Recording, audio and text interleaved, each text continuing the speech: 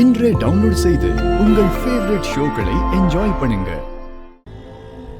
நாகஜோதி, இந்த வீட்டுக்குள்ள நீ எதுக்காக வந்த? நீ இப்ப என்ன பண்ணிட்டு இருக்க? சூர்யாவோட உயிரை எடுத்து பழி தீக்க நீ வந்திருக்கன்னு நினைச்சேன். ஆனா நீ இந்த வீட்டு வேலைக்காரி மாதிரி வீட்டு வேலையெல்லாம் பாத்துட்டு இருக்க. நீ எப்ப சூர்யாவை கொல்றது, எப்ப அந்த வைரம் எனக்கு கிடைக்கிறது? எனக்கு ஒரு யோசனை இருக்கு. என்ன?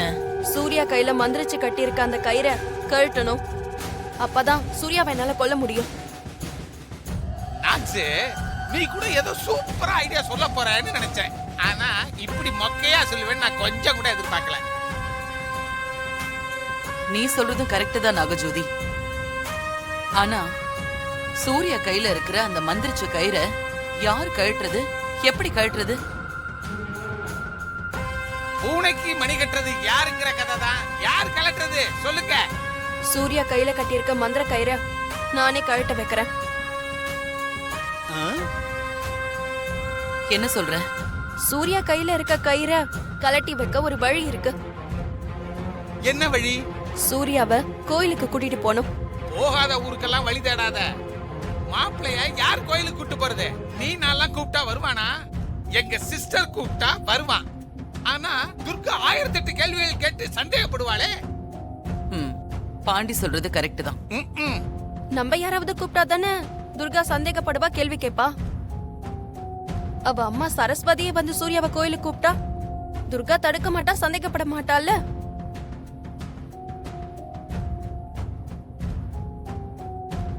நீ சொல்றதும் கரெக்ட் தான்.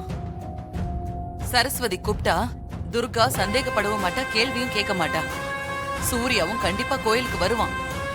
ஆனா சரஸ்வதி எப்படி கோயிலுக்கு கூப்பிடுவா? நான் நினைச்சா கூப்பிடுவா. அப்படியா? எப்படி?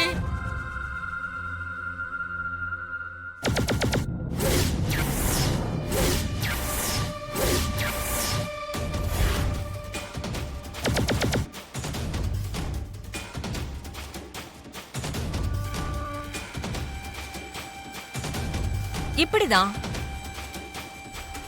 நான் ஒரு இச்சாதாரி நாகம். நான் நினைச்சா எந்த உருவத்துக்கு வேணாலும் மாற முடியும். இப்ப நான் போய் கூப்பிட்டா சூர்யா கோயிலுக்கு வந்துதானே ஆகணும். கண்டிப்பா. ஆனா ஒரே ஒரு விஷயம் நாக்ஸ், உன்னுடைய கண்கள் காட்டி கொடுத்துருமே. அதெல்லாம் சரி பண்ணிக்கலாம்.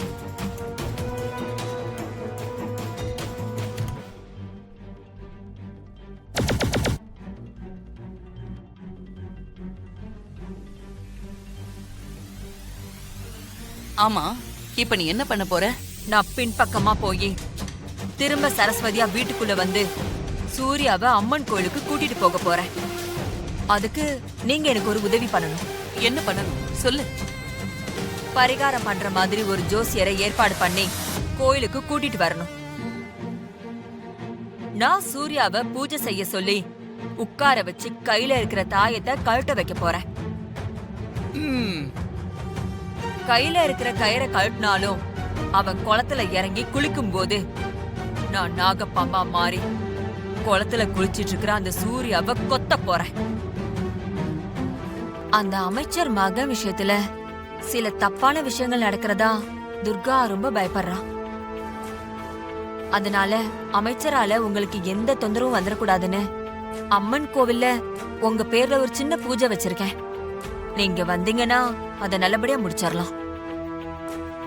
உங்களுக்கு எதுவும் ஆகாது, எங்களுக்கு சந்தோஷமா இருக்கும்.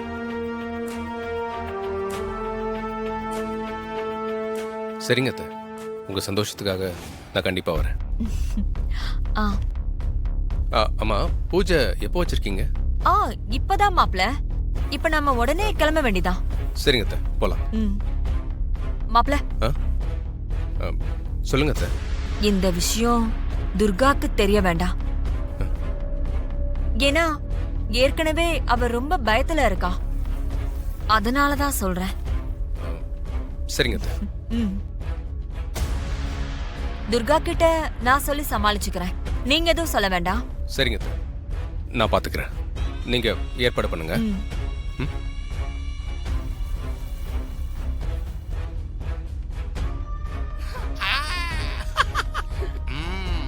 நாகசரசு சூர்யாவை கூட்டிக்கிட்டு கிளம்பிடுச்சு. நாம ஜோசியரை ஏற்பாடு பண்ணிட்டு எல்லாத்தையும் முடிச்சிட்டு சிஸ்டருக்கு நல்ல விஷயமா போன் பண்ணி சொல்ல வேண்டியதான். மா என்ன துர்கா? அம்மா ஏதோ ஒரு முக்கியமான பூஜை பண்ணணும்னு சொல்லி சூர்யாவை கோயிலுக்கு கூட்டிட்டு போனியேம்மா, அதுக்குள்ள பூஜை முடிஞ்சிருச்சா? சூர்யா எங்கம்மா? பூஜையா? என்ன பூஜை? நான் எங்கம்மா மாப்பிள்ளை கோயிலுக்கு கூட்டிட்டு போனேன்? என்ன துர்கா சொல்ற நீ? என்னம்மா சொல்ற? கொஞ்ச நேரத்துக்கு முன்னாடி நீதானே வீட்டுக்கு வந்து முக்கியமான பூஜை இருக்குன்னு சொல்லி அவரை கூட்டிட்டு போன. என்னம்மா துர்கா சொல்ற? நான் குந்தவைக்கு நலங்கு ஃபங்க்ஷன் கூப்பிட வந்ததுக்கு அப்புறம் உங்க வீட்டுக்கு நான் வரவே இல்ல. மாப்பிளைய நான் பூஜைக்கெல்லாம் ஒண்ணு கூப்பிடவே இல்லையம்மா. என்னம்மா சொல்ற? அப்ப நீ வந்து அவரை கோயிலுக்கு கூப்பிட்டு போலையா? இல்ல துர்கா, நான் காலையில உங்க வீட்டுக்கு வந்ததோட சரி. அதுக்கப்புறம் நான் உங்க வீட்டுக்கு வரவும் இல்ல, மாப்பிளைய கோவிலுக்கு நான் கூப்பிடவும் இல்ல. மாப்பிளைக்கு ஏதாவது ஆபத்தா? அதெல்லாம் ஒண்ணும் இல்லம்மா, நீ பார்த்து வீட்டுக்கு போ, நான் பாத்துக்கிறேன், சரியா? ஏய், கங்கையம்மன் கோவிலுக்கு போங்க சீக்கிரம். இந்த வேஷ்டியை கட்டிக்கிட்டு கிழக்கு இருக்கிற குளத்துக்கு போய் சுவாமியை நல்லா பிரார்த்தனை பண்ணிக்கிட்டு 3 தடவை முங்கணும். அதுக்கப்புறம் நீங்க வாங்கோ, மற்ற பூஜையெல்லாம் நான் பண்ணிடுறேன். சரிங்க. அவ்வளவுதான் பரிகாரம். உங்களுக்கு இருக்க எல்லா பிரச்சனையும் தீர்ந்துடும். சரிங்க சாமி.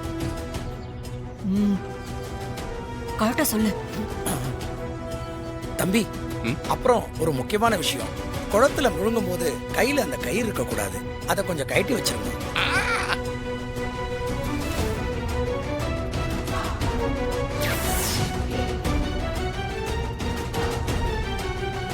என்ன கயிறு இது?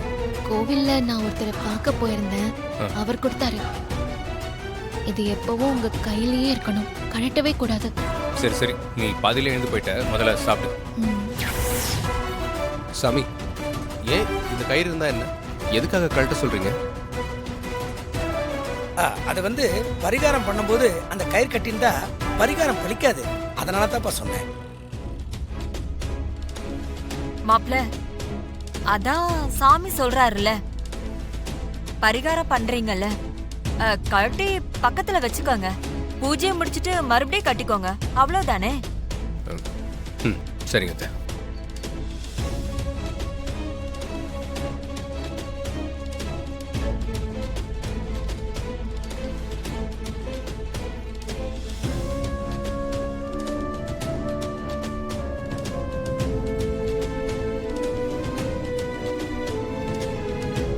கரெக்டா போறோம். அப்பாடா. ஃபாஸ்டா போங்க கொஞ்சம்.